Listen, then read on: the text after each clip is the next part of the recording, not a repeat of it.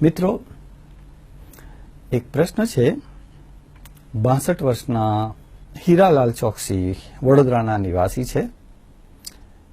એમને ડોક્ટરોએ કીધું છે, કારણ કે એમની ડાબી આંખમાં વિઝન ખૂબ ઘટી ગયું છે, કંઈ જોઈ નથી શકતા. રાત્રે તો બિલકુલ દેખાતું નથી, દિવસે થોડો થોડો પ્રકાશ લાગે છે. મિત્રો, હીરાલાલભાઈનો પ્રશ્ન એવો છે કે ડોક્ટરોએ એમને કીધું છે કે આ આંખથી તમે ક્યારેય જોઈ નહીં શકશો. આંખો બેઉ સારી છે, પરંતુ આંખોને પોષણ પૂરું પાડનારી નસો જે છે એ સુકાઈ ગઈ છે. એનો ઉપાય શું? હીરાલાલભાઈ, આપને પ્રણામ. હું કહું છું કે એકલી આંખોમાં સુકારો હોય તો શું કરવું, એનો જે જવાબ આપું છું. પણ આ જવાબ જે લોકોના કાનની નસો સુકાય છે, જે લોકોના મગજની નસો સુકાય છે, જેમના શરીરમાં આગળ જે ઉર્જાનો ધોધ વહે છે એવી કોઈ નસો સુકાય છે, પગ તરફ જતી નસો સુકાય છે, પિત્તાશય કે પેનક્રિયાસ તરફ જતી નસો સુકાય છે, હોઠ કે જડબા કે આંખ સુધી કે કાન સુધી આવતી નસો સુકાય છે, તો એ બધાનો ઉપાય સાંભળી લો તમે.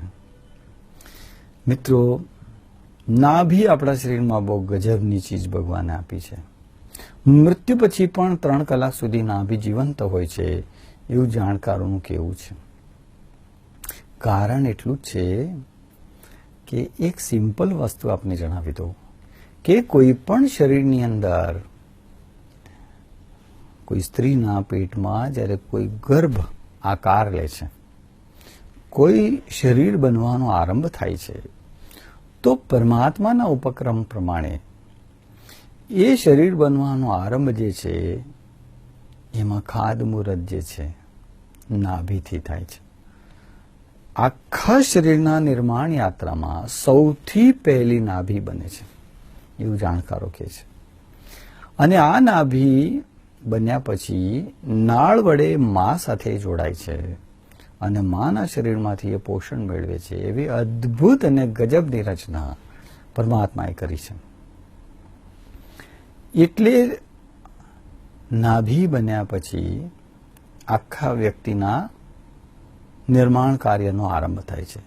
270 દિવસ ભગવાન લે છે એક મૂર્તિ, જીવંત મૂર્તિ ઘડવા માટે છીણિયા થોડાથી. 270 દિવસ ભગવાન લે છે. 270 દિવસમાં આખા મૂર્તિનું ફિનિશિંગ સાથેનું બધું કાર્ય પૂરું થઈ જાય છે. એટલે નાભી આખા શરીર સાથે વ્યાપક રીતે જોડાયેલી હોય છે. મિત્રો, શરીરના પ્રત્યેક કોષ સાથે નાભીનો સંબંધ હોય છે. માટે નાભી શરીરનું કેન્દ્ર પણ ગણાય છે. યોગની પરિભાષામાં નાભીની પાછળ આવેલી પિચ્યુટી, એમાં 72 કરોડ 72 લાખ 72 હજાર ને સમથિંગ નાડીઓનું એક ગૂંચળું છે. એટલી બધી નાડીઓ આપણા શરીરમાં છે. એક શરીરમાંથી જો કટિંગ કરીને તમામ નસનલિકાઓ અને કેશવાહિનીઓ, વાળની વાત નથી કરતો, કેશવાહિનીઓ એટલે નલિકાઓ બધાને એક લાઈનમાં જો જોડવામાં આવે તો પૃથ્વીના 2 ચક્કર પૂરા થાય છે. પૃથ્વીનો વ્યાસ 28 લાખ માઇલનો છે.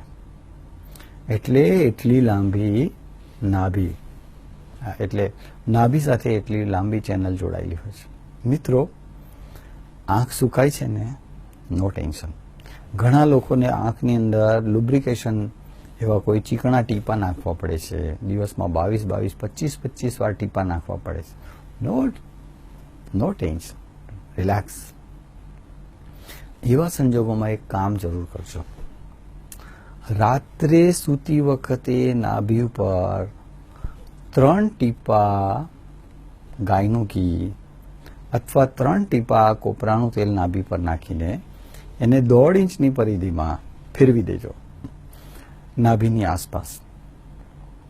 મિત્રો, નાભીને ખબર છે કે આ બધી ચીજ વસ્તુઓ ક્યાં લઈ જવાની છે. નાભીને ખબર છે કે આખા શરીરમાં સુકારો ક્યાં નિર્માણ થયો છે. એટલે એ બધી ચીજ વસ્તુઓ નાભી ત્યાં પહોંચાડી દેશે. માટે આંખોના લુબ્રિકેશનમાં તો બહુ ઓછા સમયમાં તમને ફાયદો થઈ જશે ફક્ત નાભી પર તેલ મૂકવાથી. આપ સૌ જાણો છો કે જ્યારે શિશુ નાનકડો હોય છે, 2-4 દિવસ કે 2-4 મહિનાનો હોય છે, એને જ્યારે પેટમાં દુખતું હોય છે ત્યારે આપણે પાણીમાં કે તેલમાં હિંગ થોડું વપરાવીને નાભી પર એનો લેપ કરીએ છીએ. ઘણીવાર ભૂઈ રસાનો લેપ કરીએ છીએ તો કેવું થોડીક જ વારમાં દુખાવો મટી જાય છે. તમને યાદ છે કે બહુ કફ થયો હોય તો જૂના લોકો છાતી પર મીઠાના ગાંગડાનો શેક કરે છે, આખા મીઠાનો શેક કરે છે, ઘણા મીઠાનો લેપ કરે છે. હું એક એવી સ્મશાન યાત્રામાં ગયો હતો કે જે વ્યક્તિનું અવસાન કફના અતિરેકને કારણે થયેલું. ત્યારે ઘરના લોકો આયુર્વેદ જાણતા હતા. એ વ્યક્તિઓએ એ મૃતકના છાતી પર 500 ગ્રામ જેટલી મીઠાની થેલી મૂકી દીધેલી. મિત્રો,